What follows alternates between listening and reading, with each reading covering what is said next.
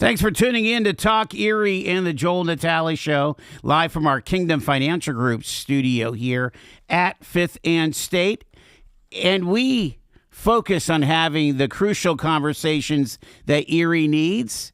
Today, I'm glad to welcome back to our studio the Erie County Executive, Christina Vogel, who's here for our February gathering. County Executive, good to see you.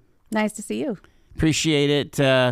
We were mentioning that on a day like today, it's a nice walk over from the courthouse. This is true. It's like 5 minutes. Get your steps in and get a little bit of vitamin D from the sunshine. Tell you what. Okay, so you've been at this now, 6 weeks? Mm-hmm. Anything that occurs to you 6 weeks in that maybe when you took the oath on the 5th wasn't there? So I've said this to a couple people. I feel like I understood the pieces of the job, that there's a piece of it that's just, administrative. I got to sign my name to a bunch of things. I got to say whether the number's 4 or 5 and other people can do their job. There's a piece that's, managing the departments. There's a piece that is the vision and the strategy and the project management piece of it. And then all the other little pieces that come along during the week. But it is the magnitude of each one of those pieces that I don't think you can really understand until you're in the role. It's a big county. There's a lot going on. I honestly, every week I'm impressed by different things about the county that I just don't think we hear enough about. But yeah, it's good. I keep going back to, there's a lot of opportunity for good. So. Talk about something that really kind of knocked your socks off, something that is an asset for Erie County, but it just it just falls under the radar, I guess. Well, I'll talk about two, actually. The Regional Science Consortium. And actually, when I was there getting a tour, I thought, you know what, Joel should have them on there. Yeah. And they have been. Yeah. I'm trying to remember who runs that right now. But the doctor has been on. Yeah. Just how much the buoy is used, and just the fishing industry, right? How popular that is, and how long it is. I really didn't realize all the pieces of the fishing industry that happen in Erie. So that's one I would say that I knew of, and I live over by Walnut Creek Marina, so I see all the fishermen that are there for the steelheads, but the bass, the trout, all the pieces of it. That I think is one. The other one, I was just Thursday at the Presque Isle Snowmobile Club, and last year they had 8,000 snowmobiles that went from Ohio to New York, because they go right past there, and that I think is one underutilized and unknown to most people, I would say. That is quite a cohort, 8,000 people. That's amazing. Yeah. I'm going to throw one out at you. There's a fellow named Emerson that's part of the planning department. Yeah. I guess he gave us a talk that I missed while we were at the RV show. Yeah. And I would like to hear that talk. Maybe he could do it here. Sure. Because this whole idea of the Erie to Pittsburgh Trail sounds so hopeful. Yes. Yep. Yeah, actually, you should have him on. Okay. He's been working on it for a long time. I think it would be a great addition, as well. So they have part of it that's done, right? And they're trying to kind of firm up all the other pieces of it. But they have a medallion for mile marker 0 down at the Bayfront. Oh, I didn't know that. Where is it? I don't know. Down, it's on one of the piers down there. Okay. Yeah. Okay. But they have, you should definitely have him on. He has an entire mapped region from the Bay all the way down to Pittsburgh. So I'll ask him. Yeah. But it's like, I know there's some of it is rails to trail, but is that something you would camp on the side of the trail, kind of like a mini Appalachian Trail kind of vibe? Or? Well, that's what I think about it. Yeah. In my head, I don't know the details. Okay. You should really ask him. Yeah. But that's how I think of it. Yes, something that you would, spend time doing, either biking or hiking or whatever, all the way pieces. Yeah. Yeah, I went to go call him yesterday, and I realized it was President's Day. So I will reach out and get a hold of Emerson. So just in those three things that we talked about, we talked about providing kind of an economic / environmental piece with the Regional Science Consortium. Mm-hmm. We talked about kind of an economic and tourism piece with the Pennsylvania the Presque Isle snowmobilers, and this infrastructure piece, which again the county does a lot with infrastructure, doesn't it? More than you would think, and I would say more than I realized. Yes. Yeah, with the Pittsburgh trails, and so all right, so let's that is like just begging for a segue to talk about the breaking news that was in the newspaper, and I know we're going to talk that's going to be out there. We're trying to get the Troyer brothers on. You have a solution for what's going on at the Fairview Girard County property there out of Pleasant Ridge. Talk about that. Yeah, so we bid that out. We did a bid, right? We had a competitive bid process, and there were 4 people that bid on it. What was what were you asking for in that bid? Just somebody to maintain it, to farm it, to what? To farm it. Oh, okay. And Troyer Growers, which is the company that is with Troyer Farms and with Folkland. Did I say that right? Yeah, Folkland. Yeah. Won the bid. So they won the bid, and they are going to grow potatoes. They are hoping to grow organic potatoes eventually. They're going to try it out just for regular potato chip potatoes. Okay. This year, and hopefully, they can grow a lot of potatoes. It's really quite impressive, I think. All right, how many acres are they taking of the land? Well, I don't know actually. I'm sure it says it in the lease specifically. It's 200 acres. I think there's 180 that are farmable. Okay. Right? Yeah.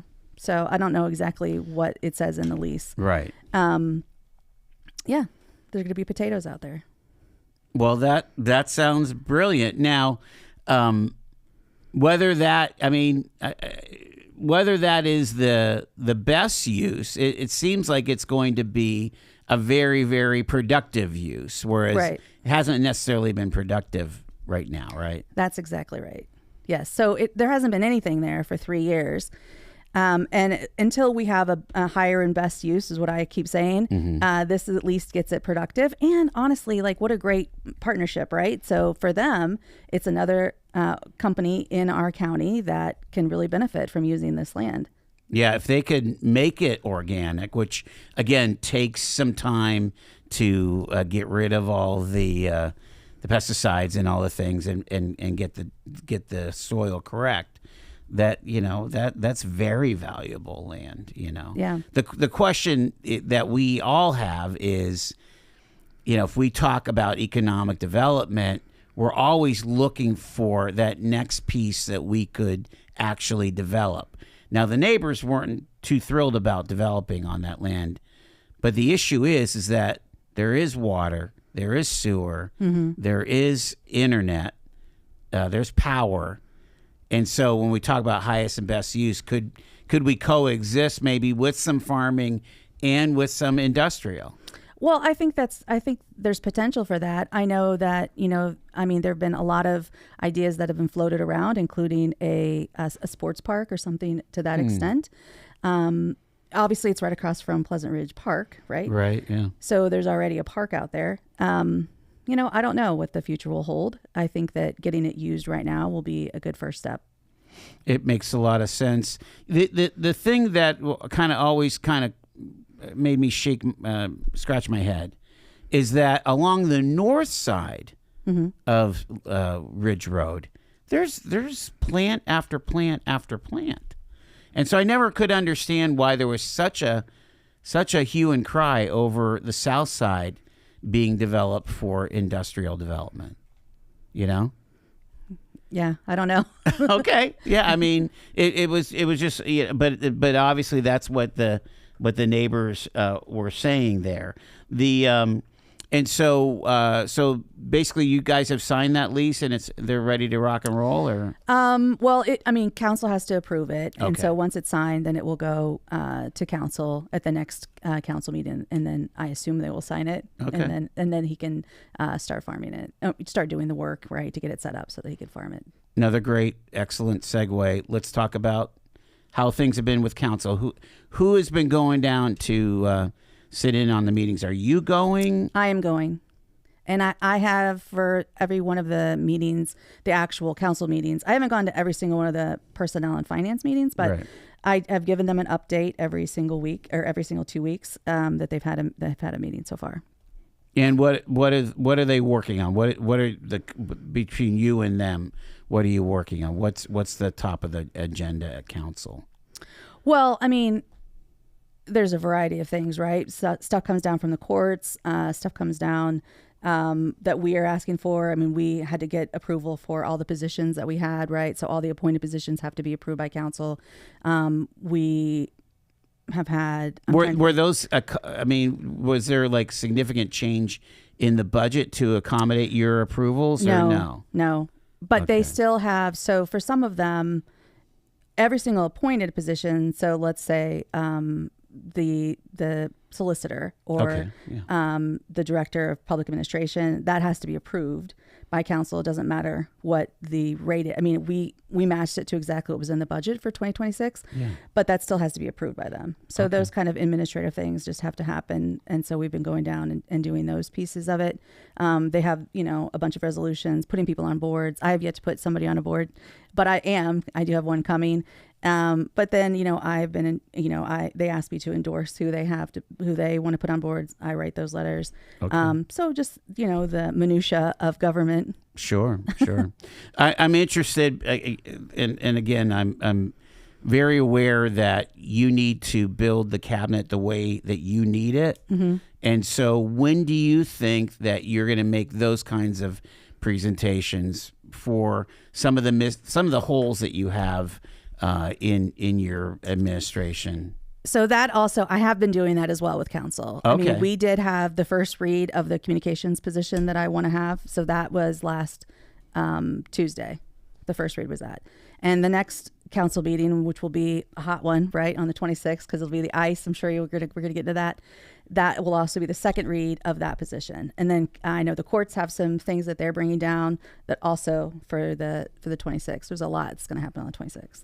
So so the second read on the comm position is on the 26th. Okay. And then you're also going to deal with the ICE thing. So let's go to break. It's a good time to go to break. And then we will talk about ICE and there's a lot of good thinking going on about this. I want to hear your opinion.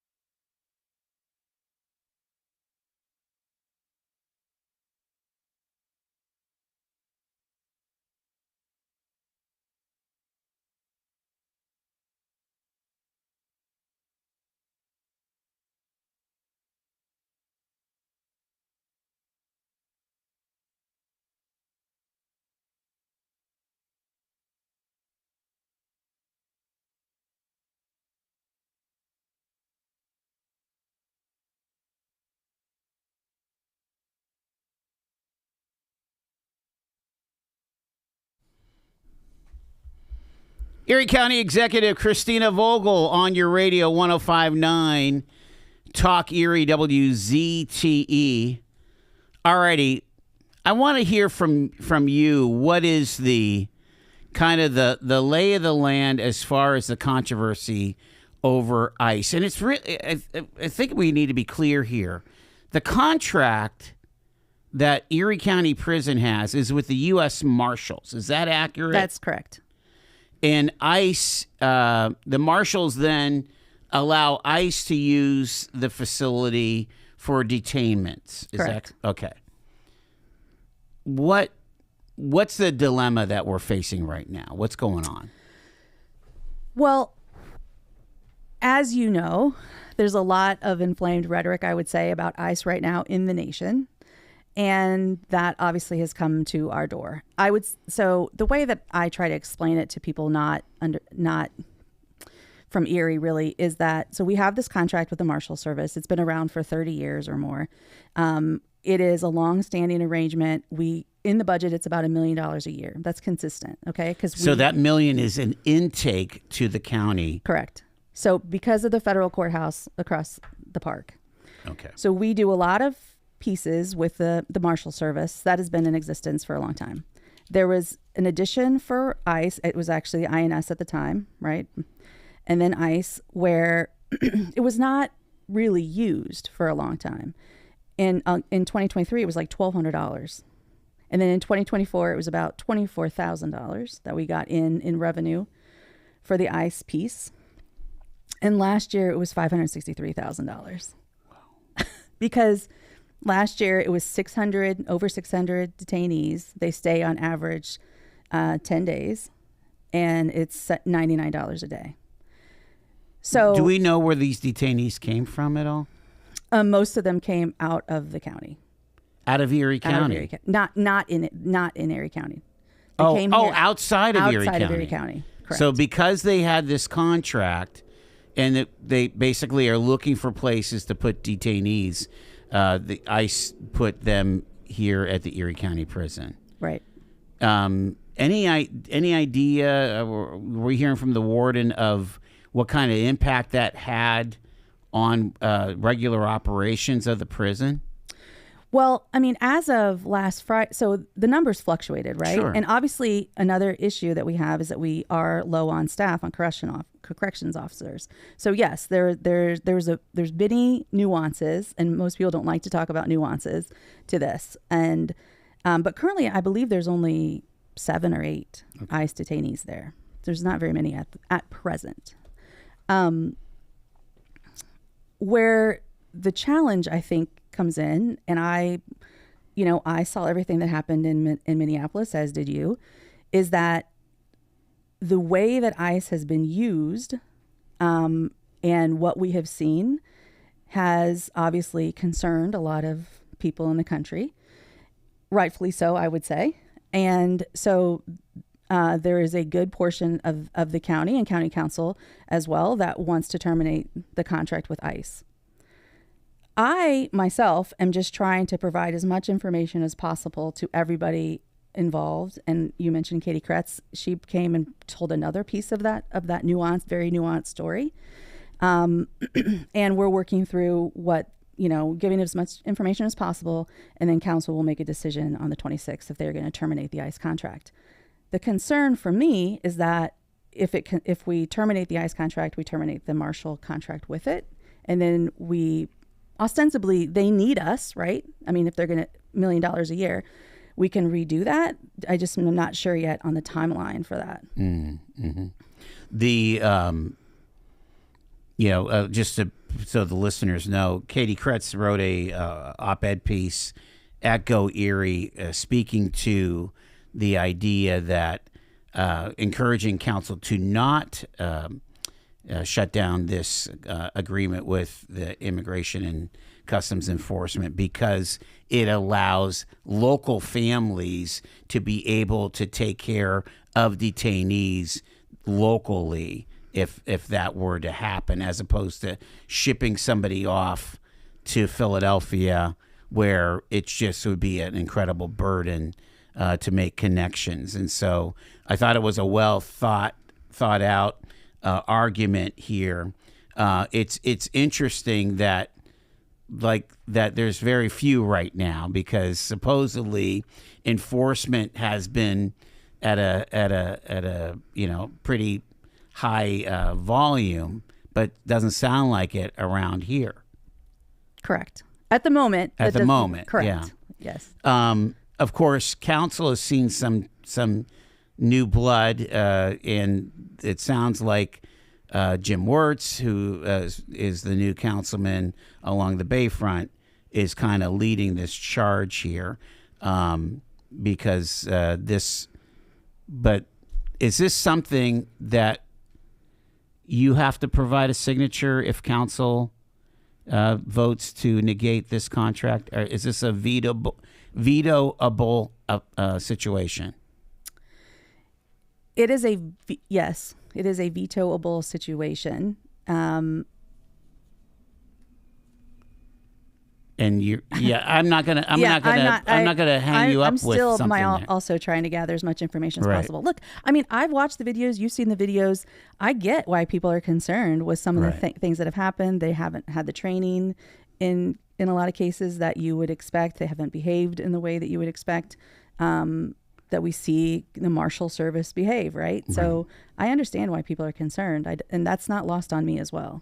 Yeah, it's got to be a situation where we're really making sure that the cost benefit analysis is, like you say, laden in data and accuracy, because the other side of it is this concept of if there's detainees that are local, are you going to create more harm than what it's worth? I got to take my break. We're talking to the county executive. We're going to pivot and talk about EMS, a pretty important subject around here, as well as priorities for the inclusive playbook of Infinite Erie. Christina Vogel is our guest. It's the Joel Natale Show on Talk Erie.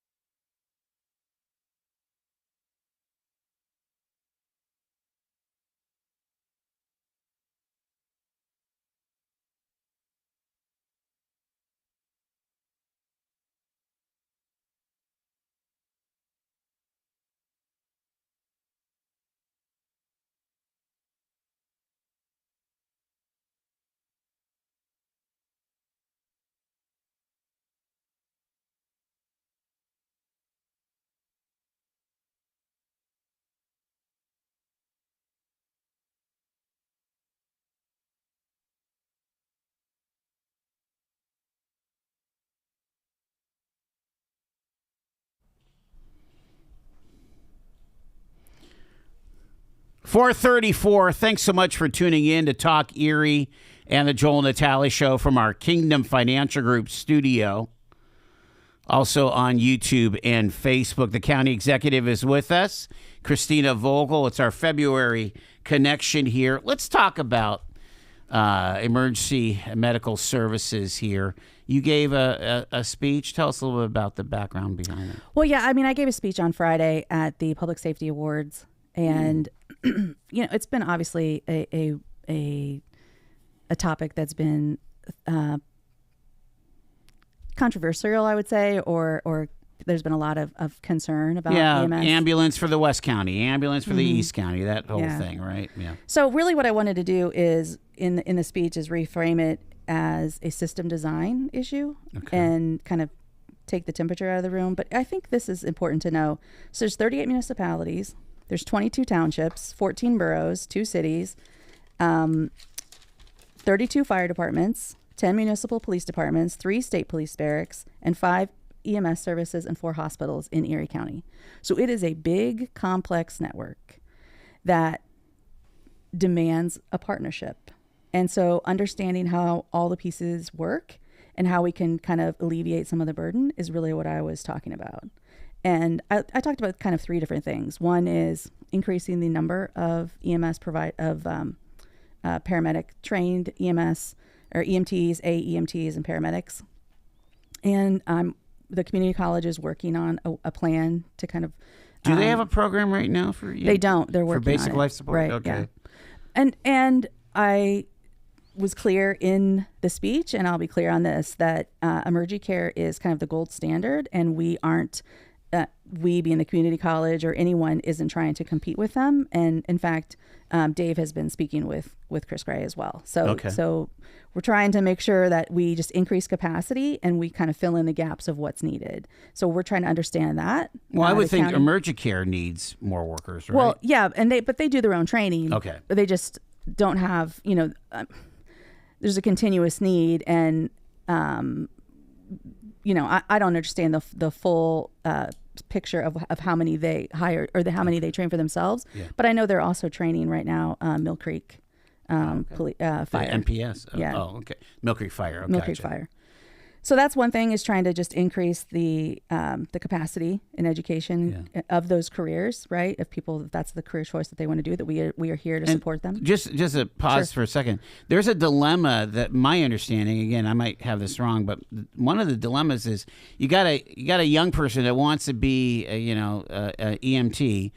It's very expensive to get the training, and even some of the turnout, some of the actual equipment is a lot of times is on their dime. And so being able to lift that burden to drop those barriers would be a huge thing. And that's something that the county can do, right? I mean, right. And that's actually something that the county did do prior to me, right? So there were scholarships available. There's still $174,000 worth of scholarships available. And I mentioned that as well. Okay. There's still also $250,000 of unallocated funds in a different bucket that council had set aside for EMS. So there is still resources available as well to kind of help continue to find a solution for the system design problem that we have. You mentioned system design. I'm interested in how much of an overlay our current legislation kind of, governing what a municipality has to do and so on. Right. So yes, I mean, it falls onto the lowest municipality. They are responsible for EMS.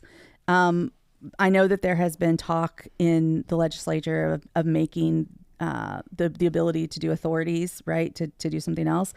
From my understanding, that isn't going to pass in this next budget. So we still got to solve this problem, because if you call 911, you want someone to show up, right? Right. It doesn't matter where you are. And I'm maybe I have this wrong, but some of them have just kind of put their hands up and saying, we can't do medical calls anymore. And I don't know how can you not do that? Like, isn't every corner of the county need to be covered by basic life support? Right. Well, okay. And so another piece of that is what public safety is doing is trying to understand, to make sure that the right resources get to the right call. Okay. So if you stub your toe and you need to go to the doctor, you can wait, right, for someone to come back in your area. If there is, or let's just take me, because I live in Fairview. If the West County paramedics are gone on a call somewhere, and I call 911 and it's not an emergency, they can hold that call until West County comes back and they can take me to the emergency room. That's not happening now. West County is gone, then somebody else has to, through mutual aid or whatever, has to step you up, even though it's not a super emergency. Right, exactly. Wow. So we're trying to work through that. Public safety, and John Derlin, who's our new permanent director there, is working through that. Their system is, I believe it's 9 counties that all use the same system. So us making it, it's not as simple as we're going to add these, they have to make a change and then every other county has to accept that and do all those things. But that's what we're working towards. So that's another piece of it as well. And trying to understand the greater, having a lot of respect for the people that have come before and who have put their life on the line and volunteered for years and kind of understanding the bigger picture. And so I'm trying to work through that as well. Because you're right. I mean, I read all those different things. There's a lot of people involved across the county, and it's kind of putting the puzzle together. And that's what I'm trying to do right now. One of the other huge things that these fire departments are dealing with is just the sheer cost of apparatus to replace aging fire trucks and towers and things. And there's a whole there's a whole issue with the we're down to just a few vendors that are available, and now a tower truck is $2 million. I mean, I don't know how a small aging municipality that's has its tax base decreasing. I don't know how you deal with that kind of stuff. Yeah, and that's something I talked about as well. So the aging and the aging equipment that we have, how expensive it is now to replace it, and where can we share resources if that's applicable, if there's a way to be able to do that. Some obviously communities are closer than others. Right. There's no stomach for a metropolitan system. I would say not at this time. Okay. Yeah. We haven't seen it in police, and we're not going to see it in fire and EMS. So, let me pivot here while we have you and talk about your priorities on the Infinite Erie playbook, the inclusive playbook. Again, there's a lot of energy right now with Infinite Erie. They had their annual meeting just about a week or so ago. I saw you there. They have their 3 priorities, but you have some priorities too. Well, so they have 35 in the playbook for 2026. I, as the county, wanted to focus on 4, and those 4 are Ironworks Square, McCain Business Park, the Corey Catch project, and then a second campus on the east side. They have it at Burton School in the playbook. So for the community college, for the Erie County Community College. Mm-hmm. Okay. So Ironworks Square, McCain Business Park, the what was the third Corey one? Catch project. Corey Catch, yeah, love that one. And then EC3 on the east side. Correct. Which we were there, right? Weren't we at St. Ben's for a while? We were at St. Ben's, and then what happened there? Well, the lease ended, and it was amicable with the nuns, Okay. And then actually there is a little satellite kind of at YLI at the Youth Leadership Institute right now. Okay. Yeah. So there is, but actually it's full, but this would be a bigger, broader campus that would have at the Burton. At Burton, or and that's Gary Horton's project, right? Burton School. Burton School. Yep. Yeah. And let's knock these down. Ironworks Square, that's close to being completed, right? I mean, well, there's a lot still to be done when you drive by there, right? But yeah, I mean, so the Redevelopment Authority has leases that are signed. They have a lot of interest in that space, but they are trying to figure out, are they in the CRIZ? Are they not in the CRIZ? What's going on? So they're trying to get the rest of their funding so they can finish the project. That's that one. Yeah. The when you say that that's not been decided yet, I thought for sure they were in the CRIZ. They're currently in the CRIS, but the CRIS, has a lot of projects, and so they may not be timely in the CRIS to be able to get the rest of their projects done. Yeah. Gotcha. Yeah, where the dollars are going to come from. Right. And so what is your role in trying to develop that capital stack, I guess? And Chris Groner, obviously, this is his bread and butter, right? I mean, of financing these things. Well, I actually have a meeting with Tina Mangine tomorrow, so okay. I'll learn more about where they are in their process. Yeah. We can find out. Let me ask me in March. Yeah, I'll ask you in March. Okay. Yeah. So can I ask you about Sure. the RDA for a second here? Is it your position that the RDA is the chief economic development entity for Erie County? That is how I see it at the moment. Yes. Yeah. So, and I'll give you an example. I met someone, you had mentioned that I was down in Harrisburg for the budget. Yeah. The budget address. I met someone there that is interested in doing an economic project, and that's where I'm sending that person is to the redevelopment authority. So I feel like that is the natural handoff. And yes. So right now there's no level of like economic development workers in your cabinet as Correct. part of the county. Okay. So that has gone. I mean, here's the thing. We need to make sure that it's super easy when somebody comes calling or somebody has an idea, or somebody wants to grow. I'm thinking about 9 Ships, right? Mm-hmm. The modular engineering and so on. That needs to be an easy get. I agree. Solutions have to come quick. And so having not a one-stop shop, but basically, hey, for this thing, this is what we do. You go to the RDA, you go to see Tina and Lath and those guys, they have amazing, professionals. Correct. Right. Yeah. This is what we do for economic development. Right. Okay. Of which I am not one. So. Yeah. Okay. McCain Business Park, again, another RDA project. Talk about it. So it does not have water. That's their biggest holdup right now. They don't have water, but there are some. There's some options, and I did talk with Craig Palmer from at Erie the Water. Erie Waterworks. Yeah. What's that look like? How quickly can we get water there? So that's another one that I believe is integral to the longer term economic development. What success. What are we talking? And what kind of cash from Harrisburg would it take to get this on the front burner? To get water there. Well, Mike Kelly has $3 million that he got to the RDA recently, and that's for McCain. For McCain, Nice. That's part of my conversation with Tina tomorrow. Is to understand. So you come to me, then you can go know. to Tina, right?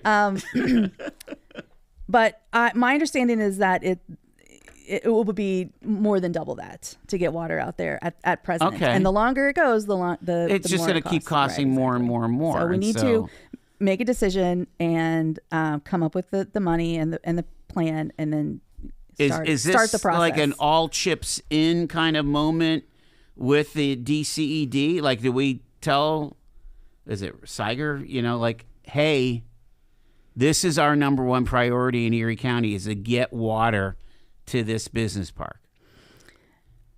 I would say for me, that is my biggest one for right now. Yes. So, okay. But I mean, when we go for the RCAP monies or whatever that needs to happen, I will listen to everybody's that's going to come to the table, the city and everybody else that's going to have any, and we will organize them and send them together as one group. But for me right now, that is the one, especially because 12th Street is in the CRIS. There you go. Corey Catch. Again, we had Dr. Plotz on about 2 weeks ago. Very excited about this. This is about the workforce. Yeah. And that seems we can't give that any short shrift. I mean, workforce is key here. Right. Well, and I feel like this project is actually the closest to fruition, right? I mean, it seems like very well developed. Right. Yeah. So this is an easy one, I feel like, and it's in the county. I feel like a lot of what, Corey, Union City, some of these townships have really laid the foundation and the groundwork for what other communities can kind of build off of. So some of our smaller municipalities can model some of the things that they have been doing. But yeah, I think it's a great project. Mm-hmm. And again, when you're hearing about, hey, we could teach kids aviation, or we can teach kids, fiber installation. It's like these are real family sustaining jobs. Yeah. In Corey. Yeah, that you can learn in Corey. Yeah. That's fantastic. Great. It is. Finally, EC3 on the east side. Obviously, again, you've been with the community college since the beginning. Right. So did you resign? I did resign as of the 31st, and I'm going to put someone else on. But I want to read to you. I went and got the numbers. So, and this is something that I read at the breakfast. So,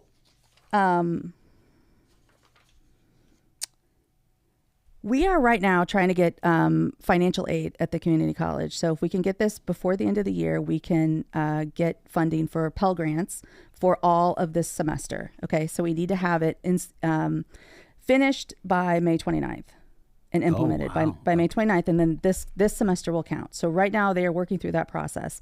We applied last year. I keep saying we, but applied last year for Title IV funding. Okay. So does this have anything to do with getting Middle States accreditation? That's separate. So that is also ongoing. Yeah, both of those things are happening at the same time. Gotcha. All right. The community college had all of their students apply for the FAFSA for this semester. So what they learned is they have about 70% of the students currently enrolled are Pell eligible. Okay. Wow. So right now, there's just over 700 students enrolled at the community college. So that's 490 that are Pell eligible right now. For 2025, 2026, the maximum Pell Grant is $7,395. And so if you looked at just the maximum, which obviously we wouldn't get that, but it's $3.6 million of Pell eligibility right now. And then when the community college, which is still free, is charging tuition, it's $180 a credit hour. So 12 hours in a credit in a full semester, 24 obviously in a year. So that total amount is $4,320 for a year at the community college for full time.